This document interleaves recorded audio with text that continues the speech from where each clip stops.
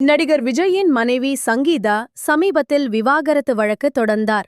அப்போது தனது கணவர் தளபதி விஜய் ஒரு நடிகையுடன் தொடர்பில் இருப்பதாகவும் வீட்டிலேயே குடும்பம் நடத்துவதாகவும் கூறி அதிர்வலைகளை ஏற்படுத்தினார். அதோடு பொருளாதார ரீதியாக என்னை முடக்க பார்த்தார், சுதந்திரமாக செயல்பட முடியாமல் கொடுமைப்படுத்தினார், ஒரு சைக்கோ போல நடந்து கொண்டார் என்றெல்லாம் அந்த மனுவில் குறிப்பிட்டிருந்தார் சங்கீதா. இதனை அடுத்து தளபதி விஜயின் தீவிர விசுவாசிகள் சங்கீதாவை மிகவும் மோசமாக விமர்சித்தார்கள். தளபதி விஜய் அவர்களை கட்டுப்படுத்தாமல் அமைதியாக வேடிக்கை பார்த்தார் அல்லது ரசித்தார்.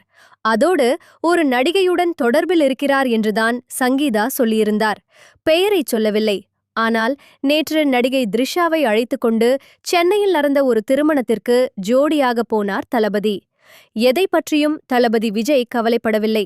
யார் என்ன வேண்டுமானாலும் பேசட்டும், நான் எனக்கு பிடித்ததை செய்வேன், எனக்கு ஆதரவு கொடுக்க ரசிகர்கள் இருக்கிறார்கள். இந்நிலையில் தளபதி விஜயின் அம்மாவான ஷோபா தளபதி விஜயும் த்ரிஷாவும் கூடிய விரைவில் திருமணம் பண்ண இருப்பதாக மறைமுகமாக சொல்லியிருக்கிறார். அதுவும் கூடிய விரைவில் நடைபெற இருக்கிறதாம். இந்த தகவல் பரவி வருகிறது. 2026 சட்டமன்ற தேர்தலை முன்னிட்டு தளபதி விஜய் காய்களை நகர்த்தும் நிலையில் தனிப்பட்ட வாழ்க்கை விமர்சனங்களுக்கு உள்ளாவது அவரது அரசியல் இமேஜை பாதிக்கும் என்பதை உணர்ந்து திரைமறைவில் சமரச பேச்சுவார்த்தைகள் தீவிரமடைந்துள்ளன.